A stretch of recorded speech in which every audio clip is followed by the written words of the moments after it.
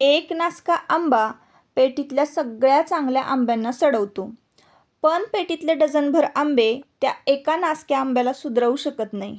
त्यामुळे नकारात्मक लोकांपासून 4 हात लांब राहा. 100 गाढवांच्या घोळक्यात चालण्यापेक्षा एकट्यानं सिंहासारखं चालणं कधीही प्रतिष्ठेचं. एकटं राहिलात तरीही चालेल, पण चुकीची संगत नको. सोन्यात तांब मिसळत गेलात की भाव आपोआपच कमी होतो. तसंच गुणी माणसांनी अवगुणी लोकांची संगत धरली की त्यांचा समाजातील मान आपोआपच कमी होतो. जीव देणारे मित्र मिळण्यापेक्षा जीवनाला योग्य दिशा देणारे मित्र मिळणं जास्त महत्त्वाचं. तुमची संगत हीच तुमचे भविष्य सांगणारी कुंडली आहे. म्हणूनच आपण ज्या लोकांबरोबर राहतो त्यांची विचारसरणी चांगली असणं खरंच खूप गरजेची आहे. तर असो, नमस्कार मंडळी, मी सुप्रिया स्वागत करते एका नवीन ब्लॉगमध्ये. तुम्हाला आजचा दिवस सुखाचा, आनंदी आणि आरोग्यदायी जाओ. तुम्ही जी काही स्वप्न पाहिली असतील ती सगळी स्वप्न तुमची पूर्ण होत. त्याचबरोबर शुभ सकाळ सर्वांना. सकाळची वेळ आहे आणि आज आहे नव्याची पौर्णिमा, म्हणजे आज आहे माघ पौर्णिमा आणि या पौर्णिमेचं विशेष असं महत्त्व आहे. जसं जसं तुम्ही पुढे ब्लॉग बघत जाल ना तसं तसं तुम्हाला कळेलच. तर आज सकाळी सकाळी ना संपूर्ण देवघर आहे ना छान स्वच्छ करून घेतलं, पुसून घेतलं, जाळ्या जळमटं काढली आणि सगळे देव आहेत ना छान उजळवून घेतले, समया वगैरे छान घासून घेतल्या. आणि एका ताईंनी विचारलं होतं की आजूबाजूला जे छोटे छोटे भांडे दिसत आहेत तर ते काय आहे, तर ते उतरण आहे आणि त्याची म्हणजे ते ऑनलाईन फक्त मांडलेलं आहे. मला त्याची स्थापना करायची आहे, अजून स्थापना नाही झालेली.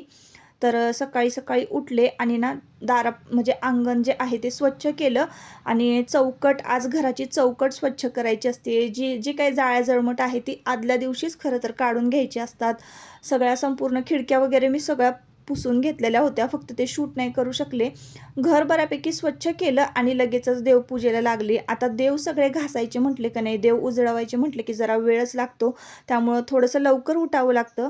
तर अंधार होता म्हणून पहाटेचं मी आज काही यावेळेस शूटिंग नाही घेतलेलं, कारण तुम्हाला फुल डे रुटीन बघायला आवडतं. मी सकाळी उठल्यापासून जे शूट करते ते, पण ते मी सकाळचं पहाटेचं शूट नाही घेऊ शकले, कारण मला देव वगैरे एवढे सगळं घासायचं होतं आणि पितळेची भांडी घासायची म्हटलं मग तुम्हाला माहिती आहे खूप वेळ लागतो. तर हे सगळे भांडे ना मी आधी घासून घेतले, छान देव उजळवून घेतले, देवघर स्वच्छ केलं, जाळ्या जळमटं देवघरातली काढली. संपूर्ण देवघर ना एकदा मी कोरड्या कापडानं पुसून घेते, म्हणजे मग काय होतं ते प्लायवूड जे आहे, आपलं प्लाय जे आहे ना, व्हाईट कलरचं प्लायवूड, ते काळं पडत नाही. ते धूर वगैरे आपण धूप वगैरे लावतो ना थोडंसं काळसर होतं, मग ते होऊ नये ना म्हणून मग वरच्यावर मी सतत हात फिरवत असते. त्यानंतर चांदीचे टाक आहेत ना ते कोलगेट लावून स्वच्छ करायचे, किंवा मग रुपेरी लिक्विड मिळतं चांदीचे टाक स्वच्छ करण्यासाठी किंवा चांदीची भांडी घासण्यासाठी, ते सुद्धा बेस्ट आहे. तर ते लावून स्वच्छ करायचे चांदीचे टाकसुद्धा. आणि पितळाची, तांब्याची, पंचधातूच्या ज्या मूर्त्या आहेत त्या तर मी पितांबरीनेच घासते, ब्रश केलेला आहे एक वेगळा सेपरेट. तर अशा पद्धतीनं छान देवघर घासून पुसून उजळवून झालेलं आहे. दिवासुद्धा छान स्वच्छ केलेला आहे आणि मग देवपूजा, देव वगैरे मांडून घेतली, पूजा झाली आणि मग खाली आलेले आहे आता फुलं घ्यायला. आता झालं आहे असं की माझ्या स्टॉलमुळं आणि घरातल्या कामामुळं की नाही मला गार्डनकडे लक्ष द्यायला अजिबातच वेळ नव्हता, अजिबातच नाही. झाडांकडे ना पूर्णपणे माझं दुर्लक्ष झालेलं आहे. त्यांना खतं नाही आहेत, कटिंग केलेलं आहे व्यवस्थित, पण पाणी मिळत नाही आहे. आणि गार्डनमध्ये तुम्ही आजूबाजूला पाहत असाल तर गवत इतकं झालेलं आहे ना. आता एखाद्या दिवशी तरी निवांत असा वेळ काढून, वेळ नाही मिळाला तर वेळ काढून हे मला गार्डन स्वच्छ केलं पाहिजे. कारण मग झाडाला फुलं जर नसतील किंवा झाडच जर टवटवीत नसतील तर मग आपलं घरसुद्धा नाही छान दिसत. जसं घर आतून सुंदर असावं ना तसंच सुद्धा बाहेरून छान छान झाडं असावीत सुगंधित फुलांची, आणि आजूबाजूचा एरियासुद्धा स्वच्छ असावा घराचा, तरच लक्ष्मी त्या घरामध्ये वास करते. आणि जिथं जिथं हात फिरल ना तिथं तिथं लक्ष्मी फिरते असं म्हणतात ना. घरातली स्त्री जी असते ना तिनं जिथं हात फिरवल ना तिथं लक्ष्मी फिरत असते, असं मी जुन्या माणसांकडनं ऐकलेलं आहे. म्हणून आणि पांढऱ्या गुलाबाला आमच्या ना खूप छान फुलं आली होती ना, तर चला मग म्हटलं सगळी फुलं आज ना तोडायची. आज आहे नव्याची पौर्णिमा आणि सगळी फुलं तोडून मग देवघरात व्हायची. आणि हा आहे आमचा वाग्या. तर आता नवीन जे सबस्क्रायबर आहेत ना त्यांच्यासाठी मी सांगते, मागचे सबस्क्रायबर जे जुने आहेत लोक त्यांना माहिती असणार आहे. तर वाग्याना नुसताच गोंधळ घालतो आणि कधीतरी मग खाली आले ना तरच तो फक्त व्हिडिओमध्ये येतो. तर इकडं आजूबाजूचा जो एरिया तुम्ही पाहत असाल ना, सगळा मी पाईप लावून स्वच्छ धुवून घेतलेला आहे. पुढे माती जमा झाली ते तुम्हाला दिसतच असेल. तर आज पौर्णिमा होती ना, मला माहिती होतं म्हणून आदल्या दिवशी मी संपूर्ण जिना धुवून काढला होता. आणि चपल्या ना दारातल्या एका बाजूला छान एका रांगेत असल्या ना की बरं वाटतं. आजूबाजूचा एरिया पहा एकदम शांत वाटत होतं. आणि त्यानंतर देवघरात फुलं वाहिली आणि देव बघा आता किती छान दिसत आहेत. छान उजळवून घेतलेले होते देव, त्याच्यामुळं बघा किती सुंदर दिसतंय देवघर. तर असो, त्यानंतर ना सकाळी सकाळी देवपूजा झाली आणि लगेच मी कपडेसुद्धा धुवून घेतले. कपडे मी काही हाताने धुतलेले नाही आहेत, मशीनला लावले होते, पण ते लगेचच वाळत घातले ना की बरं पडतं, मग संध्याकाळपर्यंत लगेच वाळतात. नाही तर मग उशिरा वाळत घातले ना, काम निघालं आणि उशीर झाला कपडे वाळत घालायला, तर मग अजिबात वाळत नाहीत कपडे. त्यानंतर मी तुम्हाला इथं भेटते संध्याकाळी. दुपारच्या वेळामध्ये ना जे काही मशीनचं काम होतं, साड्या भरपूर होत्या आज पिको फॉलला. जसं की आता आपलं बाकीचं काम बंद झालेलं आहे. तोरणं वगैरे मी नाही करत आहे आता जरा स्टॉप घेतलेला आहे. आता लवकरच गुढीपाडव्याच्या साड्यांचं मी ऑफर देणार आहे. आणि इतर काही वस्तू ज्या आहेत त्यासुद्धा मी तुम्हाला दाखवणार आहे, पण ते नेक्स्ट व्लॉगमध्ये. तर त्यामुळे ना आता संध्याकाळचंच मी शूट घेतलेलं आहे. संध्याकाळची वेळ झालेली आहे, संध्याकाळची दिवाबत्तीसुद्धा झाली. आणि चला मग म्हटलं आज आहे माघ पौर्णिमा. तर माघ पौर्णिमेला काय करतात, माघ पौर्णिमेला ना म्हणजे नव्याची पौर्णिमा म्हणतो आपण याला. तर ज्यांच्याकडे शेती आहे, म्हणजे आपल्याकडे पण आहे, सगळ्यांकडेच असते, पण ज्यांच्या शेतामधलं नवीन धान्य उगवलेलं आहे ते धान्याची आज पूजा करायची असते. आणि 9 कणकीचे दिवे तयार करून त्यामध्ये तूप भरायचं किंवा तेल भरायचं, वाती लावून ते दिवे प्रज्वलित करायचे. आणि सगळ्यात आधी चंद्रदेवांची पूजा करायची आहे. चंद्रदेवांची पूजा झाली की आपल्या देवघरातल्या देवांना त्या 9 दिव्याने ओवाळून घ्यायचं आहे. जसं की आपले कुलदैवते, कुलस्वामिनी, त्या सगळ्यांना त्या दिव्याने ओवाळून घ्यायचं आहे. आणि आपल्या मुलांसाठी 5 पिठाचे दिवे वेगळे करायचे आहेत. आता का करायचे आणि कसं करायचं, तर हे मला यावर्षी मागच्या वर्षीपासून माहिती पडले, तेव्हापासून मी करते. तर आता पिठाचे दिवे तयार झाले आणि देवांश पण मला पिठाचे दिवे तयार करू लागला बरं का.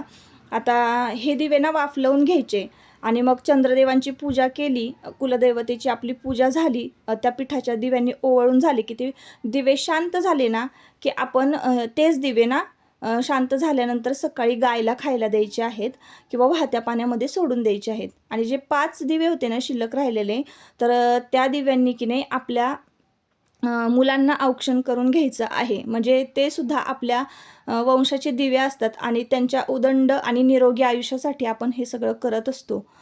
तर आता ना मी स्वयंपाकाची गडबड चालू झालेली आहे आणि स्वयंपाक करत होते. एका बाजूला ना मी दिवे उकडायला ठेवले आणि लगेचच दुसऱ्या बाजूला ना खीर केलेली आहे. आज मला ना स्वयंपाकाला थोडासा उशीर झालेला आहे, म्हणून म्हटलं चला मी झटपट स्वयंपाक कसा करते तो सुद्धा तुमच्याबरोबर शेअर करूया.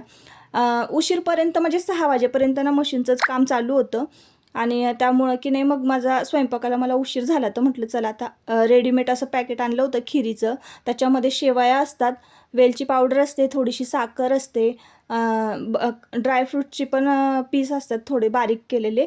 तर काय होतं ना असं कुटत वगैरे बसायला, ड्रायफ्रूट खिसत बसायला वेळ वाचतो खूप, म्हणून मी काटदरेंचा असा रेडीमेड खीर मसाला आणते आणि दुधामध्ये टाकून देते. त्याच्यानंतर मला एक्स्ट्राचं शेवया वगैरे घालायची पण गरज नव्हती, कारण त्याच्यातच शेवया होत्या. तर थोडंसं घट्ट वाटलं म्हणून मी पुन्हा एकदा दूध टाकलं आणि तुपाचं 1-2 चमचे तूप घालायचं आहे वरून. इतकी छान झाली ना खीर, मस्त घरभर वास पसरला होता. खरं तर आज ना पुरणपोळीचा स्वयंपाक करायचा असतो, पण आमच्याकडे ना आता पुरणपोळी खायला सगळे कंटाळलेत, त्याच्यामुळं मग गोड खिरीचाच नैवेद्य केला. आता मी ना बटाट्याच्या काचऱ्या करते, त्याची थोडक्यात रेसिपी तुमच्याबरोबर शेअर करते. हा लोखंडी तवा आहे आणि त्या तव्यामध्ये तेल घालून कांदा भाजून घेतलेला आहे. आता हा लोखंडी तवा ना मला खूप उपयोगी येतो आणि यावर ज्या काही भाज्या करून आपण खूप टेस्टी होतात. आणि आरोग्यासाठी सुद्धा आपल्या खूप चांगल्या आहे, कारण आपल्या पोटामध्ये लोहसुद्धा जातं. त्यानंतर कांदा छान भाजून घेतला, तेल जास्त तापलं होतं ना तर आधी कांदाच घातला, नंतर कांद्याने घातला की तेलाचं टेम्परेचर कमी होतं, मग तेव्हा जिरं मोहरी घातली. नाही तर मग आधीच जर जिरं मोहरी घातली ना तर करपून धुराळा झाला असतं ना, अजिबात टेस्ट लागली नसते बरं का.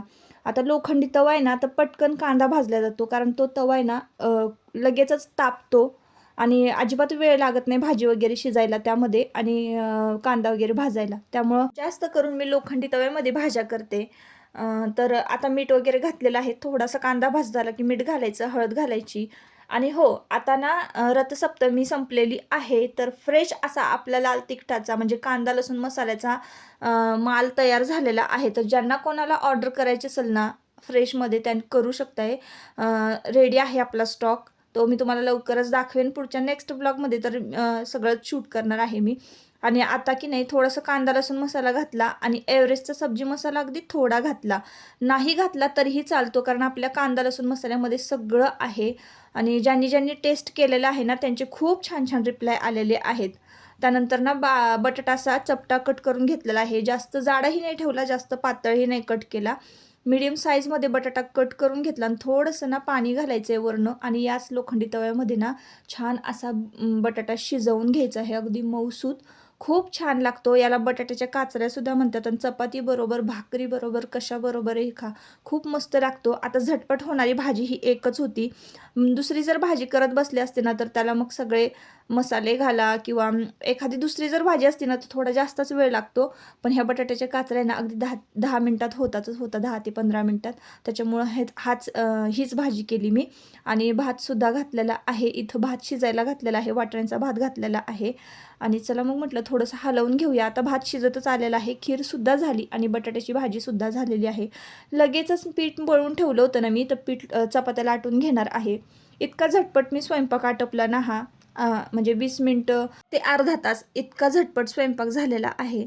जर तुम्हाला ना मी करते तशा मऊसूत चपात्या जर हव्या असतील तर तुम्ही 10 ते 15 मिनटं आधी चपात्यांचं पीठ मळून ठेवायचं आहे. आणि कशा पद्धतीने चपात्या लाटायच्या आहेत ते सुद्धा मी लवकरच शेअर करेन तुमच्याबरोबर. पण आता स्वयंपाक बघा झालेला आहे आणि अधूनमधून असा बटाटा हलवला ना शिजला आहे का चेक करते मी. तर छान शिजला होता आणि चपाती पण झाली एकदम मस्त आणि सॉफ्ट. बघा किती छान झालेली आहे. तर 15 ते 20 मिनटं म्हणजे स्वयंपाकाला सुरुवात करण्याआधी ना पीठच मळून ठेवायचं आणि मग बाकीची सगळी तयारी करायची, म्हणजे चपात्या आपल्या एकदम छान सॉफ्ट होतात. आणि मग त्यानंतर दिवे वगैरे कणकीचे उकडून घेतले आणि मग ते तयार झाले की लगेच दिवे म्हणजे वाती वगैरे भरल्या आणि दिवे प्रज्वलित केले. मी चंद्रदेवांना बघायला जात होते पण गॅलरीमधून काही दिसले नाही. मग आम्ही टेरेसवर गेलो चंद्रपूजन करण्यासाठी. तर आता चंद्राची पूजा कशी केली किंवा कशी करावी, तर या दिवशी का नाही चंद्राला अर्घ्य अर्पण करायचं असतं, जसं की आपण सूर्याला अर्घ्य अर्पण करतो. संध्याकाळी चंद्रोदय झाल्यानंतर एका चांदीच्या पात्रात किंवा तांब्याच्या कलशामध्ये पाणी घ्यायचं. त्यामध्ये अक्षदा, चंदन, कच्चे दूध आणि साखर असं मिक्स करायचं आहे त्या पाण्यामध्ये आणि मग चंद्रदेवांना अर्घ्य अर्पण करायचं आहे. अर्घ्य अर्पण करताना ओम सोमाय नमः असा मंत्र म्हणायचा आहे. मंत्र खूप सोपा आहे. हा जर नाही म्हणता आला तर सरळ म्हणायचं ओम नमो चंद्रदेवाय नमः किंवा चंद्रदेवाय नमः. एवढं जरी म्हटलं तरीसुद्धा आपली जी सेवा आहे ती चंद्रदेवांपर्यंत पोहोचते, देवांपर्यंत पोहोचते. आणि यानं काय होतं माहिती का, एक मानसिक समाधान मिळतं. आणि हे सणवार कशासाठी असतात, हे सणवार जे असतात ना, आता रोजचाच दिवस जर तुम्ही सारख्याच पद्धतीनं जगलात तर तुम्ही कुठेतरी तुमची लाईफ बोर होणार किंवा कुठेतरी तुम्हाला बोर वाटणार, काहीच वेगळं वाटणार नाही. तर हे दिवस ना साजरी करण्यासाठी असतात. तर चंद्रदेवांचं अर्घ्य अर्पण करून झालं, पूजन झालं व्यवस्थित आणि घरी आले. कुलदैवतेचं सुद्धा आपल्याला याच दिवशी या 9 दिव्यांनी पूजन करायचं असतं. कणकीच्या पिठाच्या दिव्यांनी आपल्या कुलदैवतेला, कुलस्वामिनीला ओवाळायचं असतं, औक्षण करायचं असतं. आणि मग त्यानंतर हे 5 पिठाचे वेगळे दिवे केलेले असतात बरं का. त्या वेगळ्या दिव्यांनी आपल्या घरातल्या मुलांना, म्हणजे ते पण आपले वंशाचे दिवे असतात, त्यांचं आरोग्य आणि आयुष्य त्यांना उदंड लाभावं, चांगलं आरोग्य लाभावं यासाठी ना त्यांचं औक्षण करायचं. आता औक्षण करताना मुलं मुली यामध्ये अजिबात भेद करायचा नाही. तुम्हाला जर मुली असतील ना त्यासुद्धा तुमच्या वंशाच्या पणत्या आहेत असं समजा. आणि त्यांच्यामुळंच खरं तर तुम्ही जर कन्यादान केलं तर त्या दुसऱ्याच्या घरी गेल्या तर त्यांचासुद्धा वंश वाढतो. म्हणजे मुलीसुद्धा कोणाचं ना कोणाचं तरी भलं करत असतात आणि आपल्यामुळे ना इतरांचं भलं होतं. म्हणजे इतरांचा जर वंश वाढत असेल, तुमची मुलगी इतरांच्या दुसऱ्या घरी दिल्याने, तर त्या चांगल्याच गोष्टी आहेत, तुम्हालासुद्धा पुण्यच लाभतं. त्यामुळं तुम्ही आणि मुलांमध्ये भेद नका करू. मुलींचं सुद्धा औक्षण केलंच पाहिजे, असं नाही की फक्त मुलांचंच केलं पाहिजे. आणि मग त्यानंतर आम्ही औक्षण वगैरे केलं. आयुषला खूप गडबड होती त्यामुळे ते काही शूटिंग वगैरे करत बसला नाही. गेला तालमीत. आणि मग त्यानंतर आम्ही जेवण केलं. आज खूप साधं सिंपल जेवण होतं. बटाट्याची भाजी, खीर, चपाती, नैवेद्य दाखवला आणि जेवायला बसलो. तसं नाही बसायचं जेवताना. नाही, मी मांडी घातली, आता मांडी घातली मी. अरे पण मी लहानपणी बसायची ना, आता सवय माझी मोडली. नाही ना, पण नाही म्हणजे असं असतं का, वाईट गोष्टी कॉपी नसतात करायची, चांगल्याच गोष्टी घ्यायच्या असतात ना. वाईट गोष्टींची कॉपी करायची असते का? मग मी सवय मोडली की नाही ती वाईट होती म्हणून. मग असं बसायचं नाही बाबू. तू पण कधीतरी बसते ना. कधीतरी बसते मी तशी. अरे पैसे मिळते. अरे असं नोळे नसतं काढायचं हातावर. अरे त्याने चांगलं पैसे नसतं मिळते. हे. अगं त्याने पैसे मिळते खरं तर सुनी. असं 25 काढलं पैसे असं असतं व्हय तेव्हा. पप्पाच्या हातावर काढ मग 25. अरे काढलं. माझ्या पप्पाला पैसे मिळतील. पप्पा म्हणतोय व्हॅलेंटाईन डे आलाय आणि गिफ्ट घ्यायला पैसे नाहीत. पण माझ्याकडे आहे की ते म्हणतात चिल्लर विष खायला पैसे नाहीत. विष खायला वीक खायला वीक. हा, जुनी माणसं म्हणायची ईक खायला पैसा नाही म्हणायची. ईक खायला पैसा नाही आमच्याकडं. तसं काय नाहीये.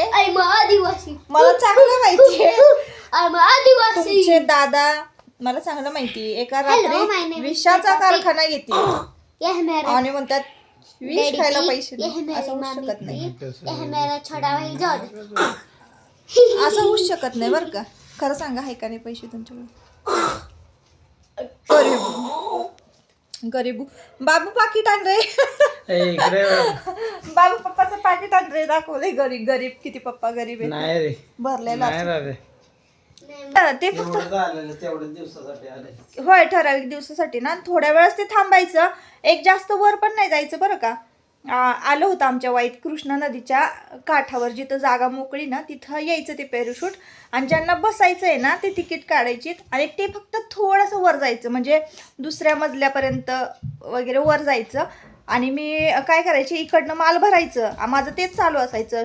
सकाळ संध्याकाळ माल भरायचा, जायचं, लावायचा, परत रिटर्न यायचं. तर मी सगळी लोक तिथं थांबलेली असायची ना. एवढं ट्रॅफिकमधनं गाडी चालवायची म्हणजे मला एवढे पण नाही अजून जमत, तरी पण चालवते मी. तर सगळे थांबून बघायचे पण मला थांबताच यायचं नाही. आपलं काम महत्त्वाचं म्हणून मी सरळ जायची, बघायची सुद्धा नाही त्या पॅराशूटकडं. तर मागचे काही दिवस ना असे धावपळीमध्ये गेले ना, खूप धावपळीमध्ये गेले. आणि आत्ता त्यानंतरचे जे दिवस आहेत ना, आल्यानंतर ना मी तर कॅमेरा पण ऑन केला नाही. इतकी साफसफाई केली ना, कारण इथं सगळं असं मशीनवरचा असा सगळा पसारा पडलेलाच असायचं. म्हणजे हा जो हॉल आहे ना पूर्ण गच्च भरला होता. नुसते जिकडं बघावं तिकडं कपडे आणि चिंध्याच होत्या. मग आता हे आवरलं वगैरे सगळं व्यवस्थित केलं. आज मला छान अशी नव्याची पौर्णिमा साजरी करता आली. तर असे होते मागचे दिवस. आणि आता इथून पुढे ना रेग्युलर तुम्हाला ब्लॉग येतील. म्हणजे कसं होतं, रोज ब्लॉग टाकण्यासाठी पण काहीतरी छान इंटरेस्टिंग असलं पाहिजे जे की मी तुम्हाला सांगू शकते, त्यातून काहीतरी तुम्हाला मिळेल. उगाचच नुसतं ब्लॉग आपले टाकायचे सकाळ संध्याकाळ. माझी 30 कामं असतात.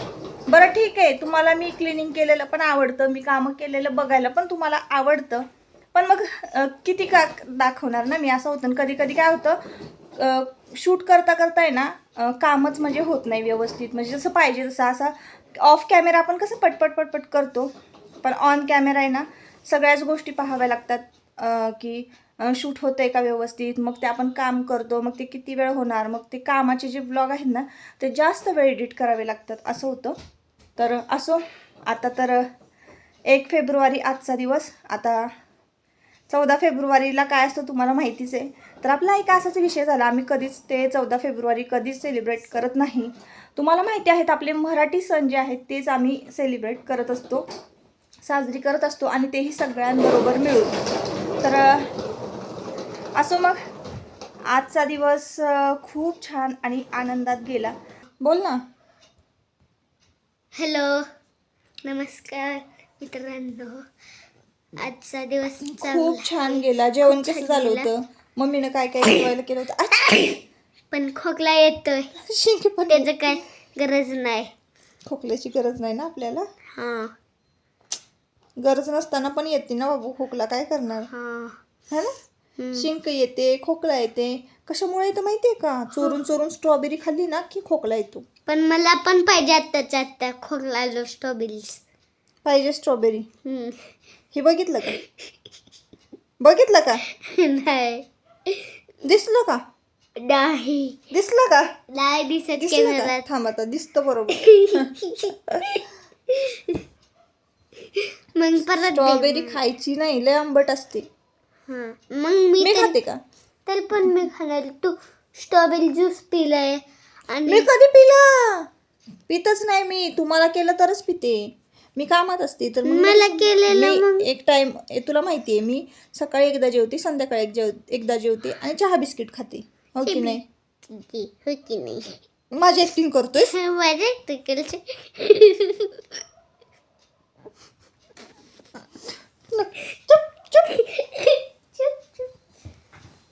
अशी मस्ती असते आमची. मस्ती असते आमची. तर मग आता ही मस्ती अशीच चालू राहणार आहे. तर आजच्या व्हिडिओचा मी इथंच शेवट करते. आपण परत पुन्हा भेटूया छानशा एका नवीन ब्लॉगमध्ये. तोपर्यंत स्वतःची काळजी घ्या, मजेत राहा.